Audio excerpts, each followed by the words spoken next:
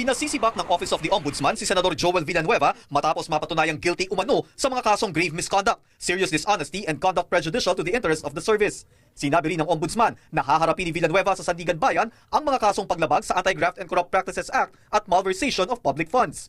Aaminin ko po na talagang nakapanggagalit, nakapanglulumo itong mga ganitong balita. Pero alam natin yung calling natin, kaya tayo narito. Yung 18,459,222 na bumoto sa atin, tingin ko hindi din masaya. Ayon sa Ombudsman investigators noong June 2008, magre-release sana ang Department of Budget and Management ng 10 milyong piso mula sa PDAF ni Villanueva para sa mga livelihood projects sa Region 11. Ipambibili umano ang pera para makapagtanim ang mga magsasaka ng gulay at makabili ng mga pataba at gamit sa pagsasaka. Pero napag-alaman na ang paglalaanan ng pondo ay mga taniman ng saging at niyog at ang mga benepisyaryo ay peke. Ang depensa naman ni Villanueva sa isinumitan niyang motion for reconsideration sa Ombudsman, peke ang mga pirma niya at ang nakalagay sa dokumento ay buhay congressman siya gayong sibak ang kanyang partido.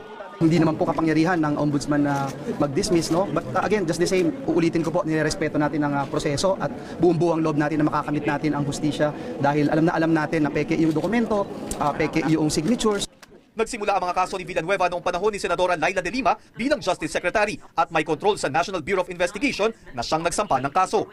You know, it's very difficult for me to comment on that out of courtesy to a colleague. Ibig sabihin ay nung re-review rin ng Ombudsman through its own independent fact-finding investigation ay nakitaan na may that the NBI findings, kasi NBI ang unang-una nag-imbestiga niyan, di ba?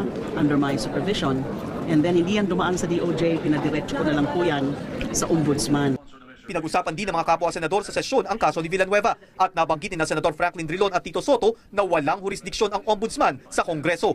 Nagdesisyon naman si Senate President Coco Pimentel na pag-usapan muna sa Committee on Rules kung dapat bang ipatupad ang order ng Ombudsman dahil may isinumite pang motion for reconsideration si Villanueva.